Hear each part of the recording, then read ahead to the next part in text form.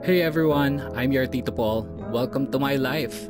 Join me as I share my adventures and real life moments. If you're looking for some good vibes, you're in the right place. Don't forget to like, share, and subscribe. Let's go! Hey guys, welcome sa ating construction site vlog. Ito na yung tropa squad ng kapatid ko. Shoutout kina Inad, Idral at Make aka Team Pala Boys. Gets nyo? Pala Boys. Pala Boys. Joke lang. Kung makikita nyo, kahit maambon at parang may bagyo, push pa rin yan sila. Walang makakapigil sa libre gym session na to. Pero imbis na dumbbells at saka weights yung binubuhat nila, lupa ang binubuhat nila ngayon. Ayan no, si Bayaw Make, hands-on din. Hindi lang yan taga-mando dyan. Kahit putikan, go lang. Respeto. Sa taas naman yan. Yan ang mga skilled workers natin. Seryoso sa pagporma ng biga at slab para sa second floor.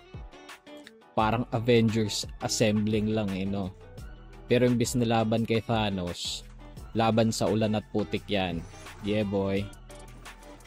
At syempre, hindi mawawala si Liza. Si Madam Liza.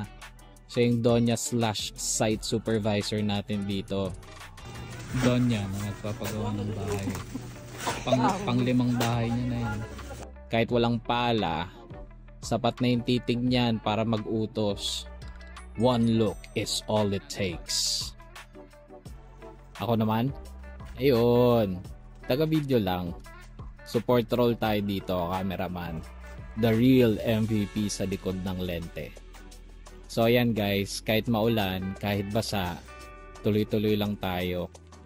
Konting tiis, konting teamwork, unti-unti na nabubuo yung dream house natin. Pero for now, basa muna.